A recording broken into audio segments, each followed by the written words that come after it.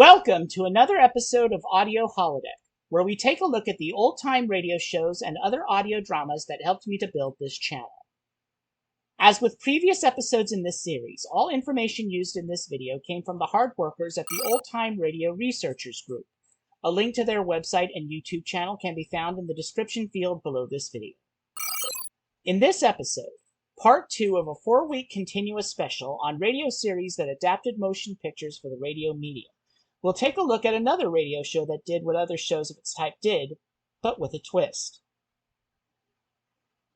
Originally premiering as NBC Theater on the NBC Radio Network in the United States on January 9, 1949, and airing until September 28, 1951, Screen Directors Playhouse adapted classic films into radio plays, like other shows in this special miniseries. In fact, some of the same films adapted for last week's subject series, Academy Award, were adapted for this series too. However, unlike other shows of its type, Screen Directors Playhouse did things a little different. For example, most episodes of the series featured an introduction by the director of the original film being adapted for that episode, while the final segment of each such episode consisted of a conversation between that director and the stars of that week's presentation. In total, 122 episodes were produced of Screen Directors Playhouse on NBC Radio. A television series, also called Screen Directors Playhouse, was also produced for NBC Television and ABC in the United States between October 1955 and September of the following year. However, the television version featured original teleplays and adaptations of famous short stories that were directed for television by noted directors like John Ford and Ida Lupino.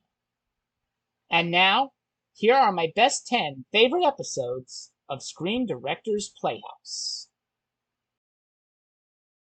At number 10 is It's a Wonderful Life. Originally broadcast on May 8, 1949, and featuring an appearance by original director Frank Capra, this adaptation of the 1946 Christmas classic stars James Stewart in his original role as a down-on-his-luck man contemplating self-termination, who is visited by an angel and given a look at how his life shaped all around him, and how those lives would be affected if he had never existed. At number 9 is Pride of the Yankees. Originally broadcast on September 30th, 1949, this adaptation of the 1942 biographical drama stars Gary Cooper in his original role as legendary baseball player Lou Gehrig, as the story of Gehrig's life and career unfurls, coming to an end with his untimely passing due to the disease that now bears his name. The episode is among the first to not feature an appearance by the original film's director, as Sam Wood passed away of a heart attack on September 22, 1949 at the age of 66, 8 days before the episode's original broadcast. Instead, the episode ends with a tribute to Wood, his life, and career. Our next entry on the best 10 is a unique case, as it is the first of 2 times this particular film was adapted for Screen Directors Playhouse. At number 8 is the first SDP adaptation of Miracle on 34th Street. Originally broadcast on December 23, 1949, this half-hour adaptation of the 1947 Christmas classic stars Edmund Gwynn in his original and Academy Award-winning role as an old man who believes himself to be Santa Claus. For more on Miracle on 34th Street, check out the Day 26 episode of NeoBlisseyX versus the MGM Studios 31-Day Movie Challenge. You can find a link in the upper right corner of your screen right now or in the description field below this video. At number 7 is Call Northside 777.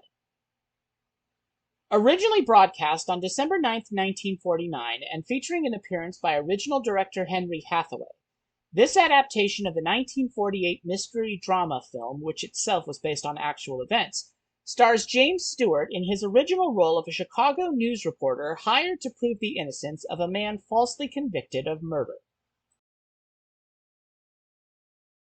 At number 6 is The Captain from Castile. Originally broadcast on May 3, 1951, this adaptation of the 1947 historical adventure stars Douglas Fairbanks Jr. in the role originally played on screen by Tyrone Power, in the story of a Spanish knight who escapes the persecution of the Spanish Inquisition to serve under legendary explorer Hernan Cortés in his quest to conquer Mexico. At number 5 is Broken Arrow. Originally broadcast on September 7, 1951, this adaptation of the 1950 Western stars James Stewart, yes, for the third time in this video, Jeff Chandler and Deborah Paget in their original roles as an Army scout, legendary Indian leader Cochise, and a young Apache woman respectively, whose fates intertwine in the battles between the Apache and white settlers. At number 4 is The Best Years of Our Lives. Originally broadcast on April 17, 1949, this adaptation of the Oscar-winning 1946 drama, featuring an introduction by director William Wyler, co-stars Dana Andrews in his original role as one of 3 soldiers who must readjust to their civilian lives and social roles following service in World War II. At number 3 is the second SDP adaptation of Miracle on 34th Street. Originally broadcast on December 21, 1950, this hour-long version of the story brings back Edmund Gwynn to once more play his Oscar-winning role of Kris Kringle. This version is able to tell more of the story as it is an hour-long presentation compared to the half-hour version profiled earlier in this video. At number 2 is Stagecoach. Originally broadcast as the first episode of the series on January 9, 1949, this adaptation of the 1939 Western classic stars John Wayne and Claire Trevor in their original roles as we follow the story of 9 strangers traveling from the Arizona Territory through savage Apache land to New Mexico. And at number 1 is Spellbound. Originally broadcast on January 25, 1951, this adaptation of Alfred Hitchcock's 1945 psychological thriller, with narration provided by Alfred Hitchcock himself, follows a psychoanalyst who falls in love with the new head of her hospital, only to find that all is not as it seems.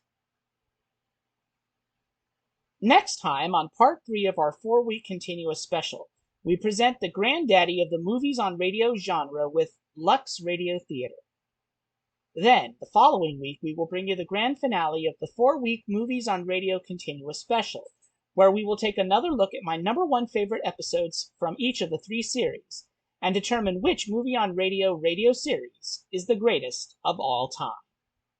Until then, this is NeoBlisseyX signing off for Audio Holodeck.